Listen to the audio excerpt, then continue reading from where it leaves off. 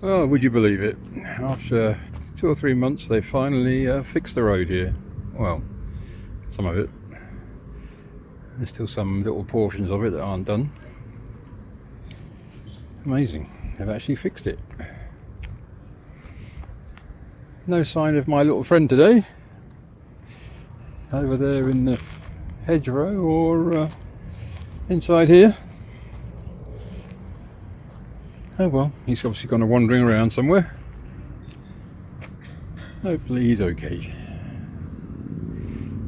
And I probably won't be able to try again until after this typhoon Uwan, or whatever it's called, passes by. Anyway, some progress at least, as far as the road goes. Absolutely none as far as the carnival goes.